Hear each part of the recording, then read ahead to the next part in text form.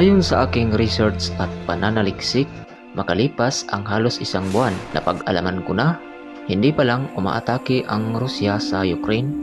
Alam na ng ilang mga taga-Ukrainian na sasalakayin sila ng taga-Rusya at magiging isa itong matinding krisis. Alam nila ito dahil dati pa lang di umano agresibo na si Vladimir Putin sa pananakop sa ilang lugar ng Ukraine. Обстоятельства требуют от нас решительных и незамедлительных действий. Alam niyo bang merong mga panahon na ang Kiev, the capital city of Ukraine, ay mas makapangyarihan pa sa Moscow, the capital city of Russia? Meron ding mga panahon na ang Ukraine at Amerika ay magkalaban. Noong 9th century, merong estado na pinangalan ng Kievan Rus sa siyudad ng Kiev. Noong 980 hanggang 1015, ang Kievan Rus ay pinamunuan ni Volodymyr in Ukraine, na ang ibig sabihin sa Rusya ay Vladimir. Si Volodymyr ay ang Prince of Novgorod and the Grand Prince of Kiev and the ruler of Kievan Rus. Ang mga Russians at Ukrainians nag-aaway ang mga angkan mula dito sa Slavic state. Maraming pagbabago ang mga nagdaang century na sinusunod ng maraming taga-Ukraine at nasa ilalim ito ng Russian rule. In 19th century, dalawa na ang sakop ng Soviet Union at sa lahat ng 15 republics na nabilang sa European Soviet Union, Russia ang pinakamakapangyarihan at ang Ukraine naman ang pangalawang pinakamakapangyarihan. Meron silang malaking agricultural lands na tinitirahan ng maraming Soviet nuclear arsenal sa panahon ng Cold War.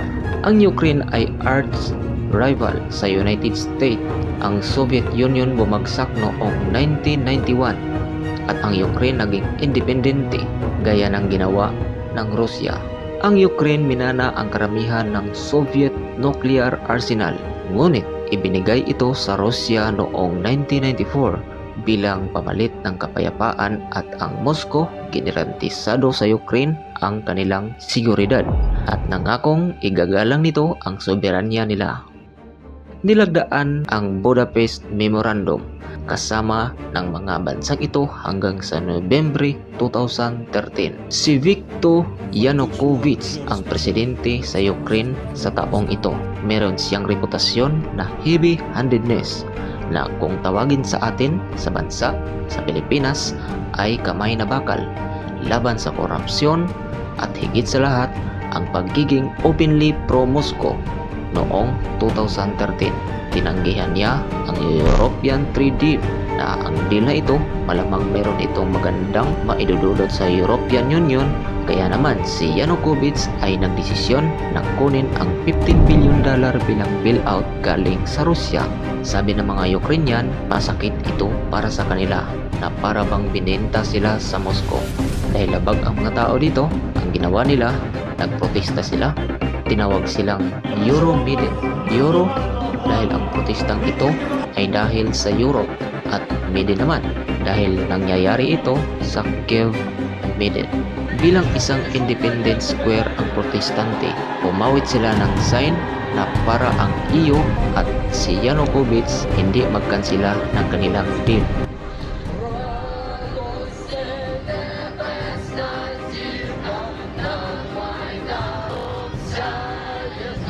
Samantalang ang Rusya, suportado ang presidente nila na si Yanukovych at ang kabila naman na Europe ay suportado sa protesters noong February 2014.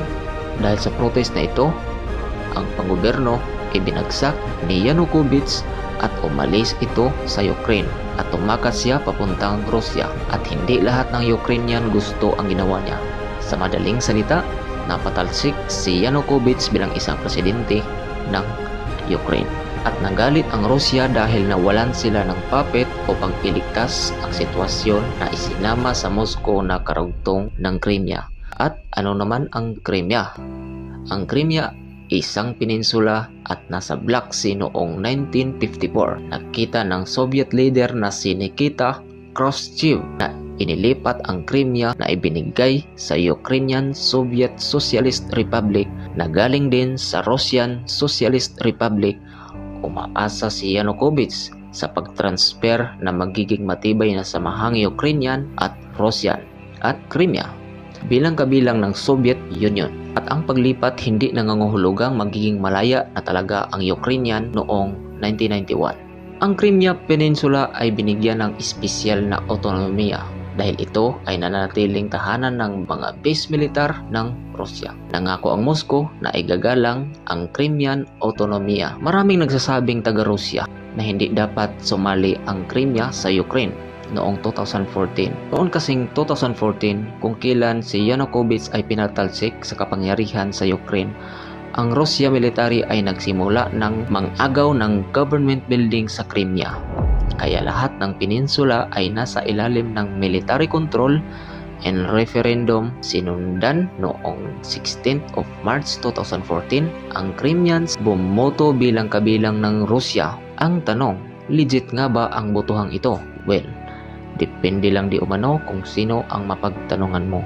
Para kay Putin, ito ay Crimea's liberation. Ang pagsasanib ng Rusya at Crimea lumipat sa silangang Ukraine kung saan ang Rusya inagaw ng mga suportadong separatista ang teritoryo at hindi naglunsad ng Ukrainian forces ng isang all-out offensive sa simula. Pero noong 17th of July 2014 na merong cargo airplane na nagdadala ng 298 katao, binaril ito ng mga rebelde. Nagpasya ang mga puwersang Ukrainian na mag-flush sa labas ng mga rebelde. Nagsimula ang mga separatista na wawalan ng mga lupa kaya pumasok ang buong Russian. Nilusob nila ang silangang Ukraine at nakipaglaban sa tabi ng mga rebelde. Ang sumunod ay isang serya ng pag-uusap sa pagitan ng Ukraine at Russia. At ang kanluran nila nagresulta ng mga kasunduan ng Minsk.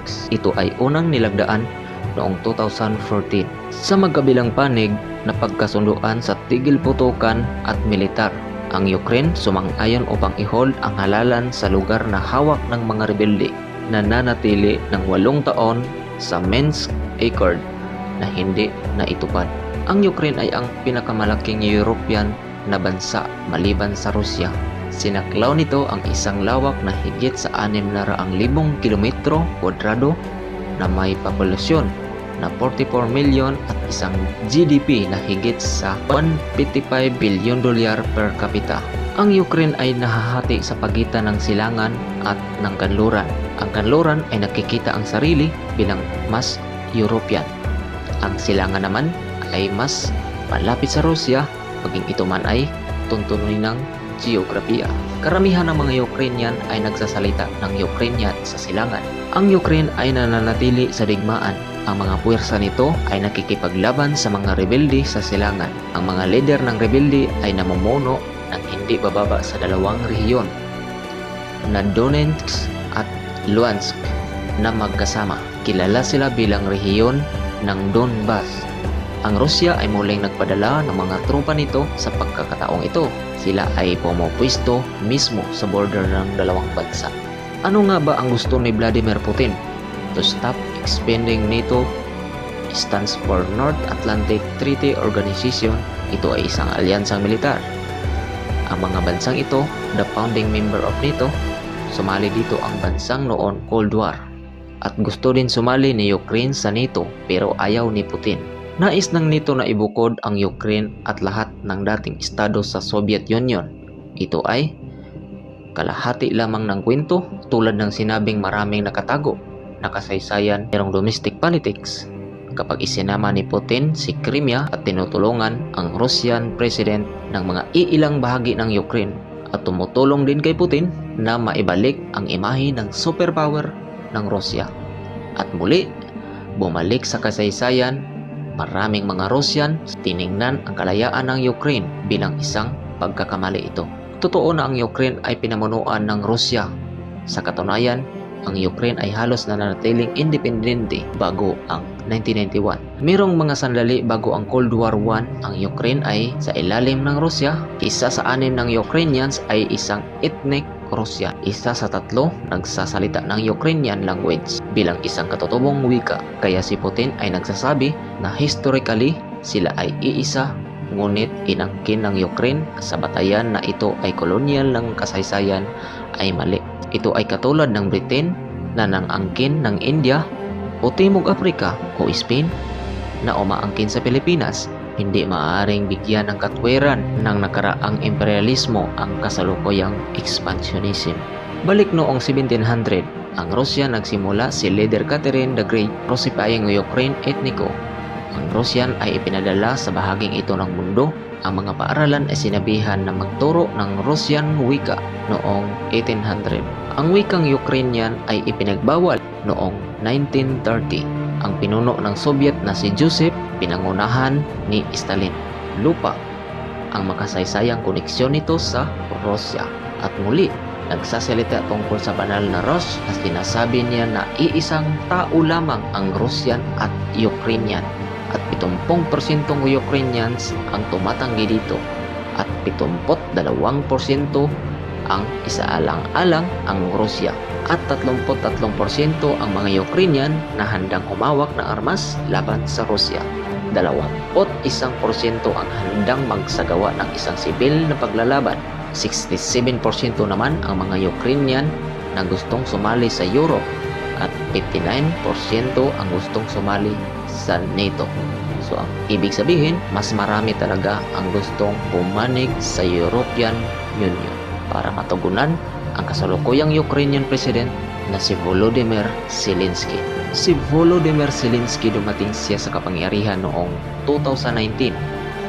Isa siyang vocal critic ng Rusya. Si Zelensky lantarang tumututol sa pananakop ng taga-Russian sa silangang Ukraine. 73% ng Ukrainian ibinuto ang kagustuhan ni Zelensky. Ang taong ito nasa kapangyarihan ngayon at kumakatawan sa pulso ng Ukraine ang Ukraine na gustong mananatiling malaya sa Rusya, pero ang gusto ni Vladimir Putin na maging ang taong bumuhay sa imperialismong Russian, hindi niya papayagan na gumalaw sa ibabaw ng mundo.